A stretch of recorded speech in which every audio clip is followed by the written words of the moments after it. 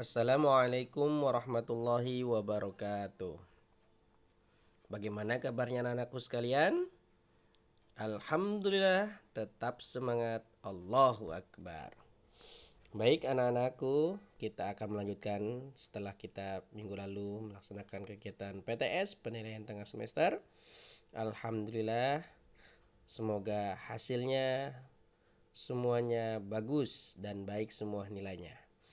Amin ya robbal alamin. Baik anak-anak, kita akan melanjutkan tentang materi yang keempat dalam pelajaran pendidikan agama Islam dan budi pekerti. Mari sebelum kita memulai pelajaran pada hari ini, kita membaca doa terlebih dahulu.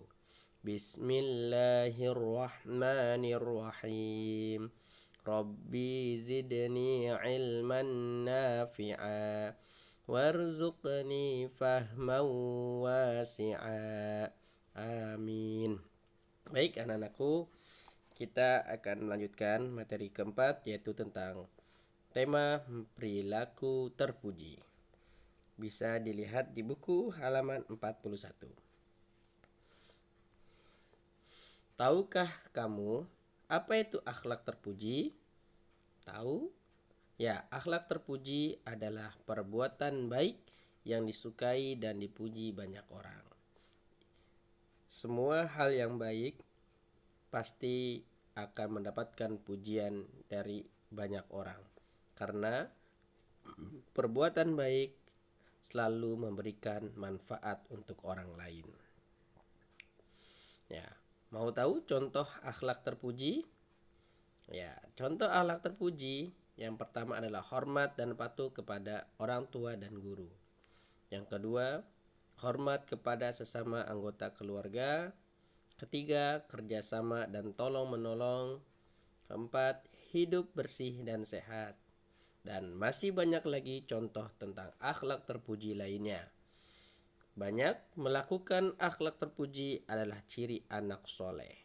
Jadi anak-anak kelas 2 yang membiasakan dirinya selalu melakukan akhlak terpuji, mengerjakan akhlak terpuji, maka anak tersebut adalah mencirikan seorang anak yang soleh, ya, yang berbaik, yang baik budi pekertinya, yang disukai oleh Allah Subhanahu wa taala.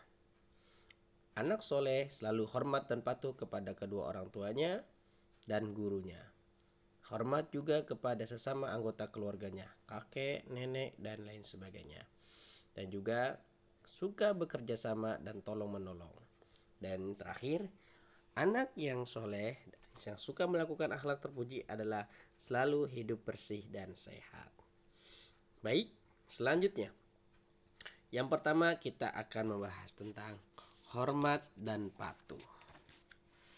Anak-anak yang soleh yang Allah sayangi, hormat dan patuh harus kita lakukan terhadap kedua orang tua dan guru, terutama ke orang tua dan guru kita.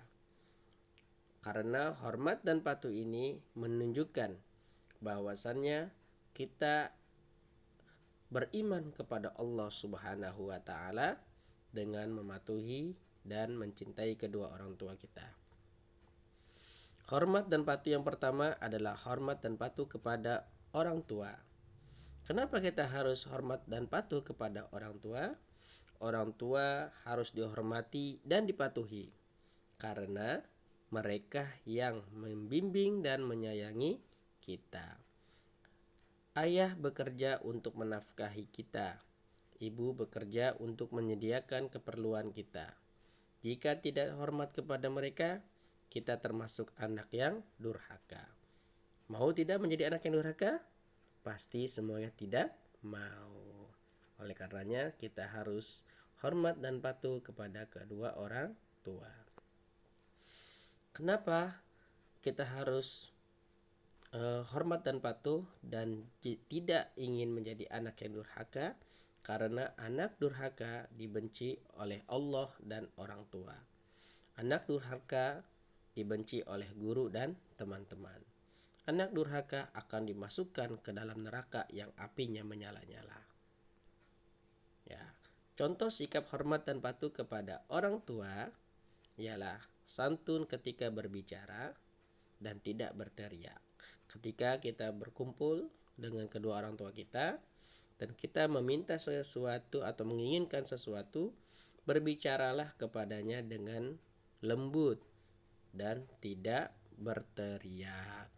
Kemudian sopan dalam berperilaku, tindak tanduk kita selalu sopan dan berperilaku baik. Yang ketiga, meminta sesuatu dengan cara yang sopan. Nah, perintah orang tua harus dipatuhi. Nasihatnya harus didengarkan dan dilaksanakan. Anak yang patuh disayang orang tua. Jadilah anak yang patuh dan taat. Contoh sikap patuh kepada orang tua yang pertama, jika diperintahkan kebaikan segera melaksanakannya. Jika menunda-nunda, tidak menunda-nunda. Jika dinasehati, mendengarkan dan melaksanakannya. Tidak membangkang perintah orang tua. Melaksanakan perintah orang tua dengan senang hati. Ya. Siapakah yang masih suka membantah orang tua? Segeralah menjadi anak yang hormat dan patuh agar menjadi anak yang soleh. Ya, itulah tentang materi kita pada pertemuan kali ini tentang patuh dan hormat kepada kedua orang tua.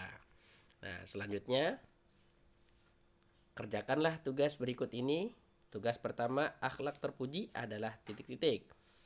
Tugas tinggal pilih A, B, atau C. Yang kedua, orang tua harus dihormati dan dipatuhi karena merekalah yang membimbing dan titik-titik. Ketiga, tuliskan contoh sikap patuh kepada kedua orang tua. Itulah yang bisa disampaikan. Terima kasih. Jangan lupa untuk melaksanakan tugasnya. Bapak akhiri, Assalamualaikum warahmatullahi wabarakatuh.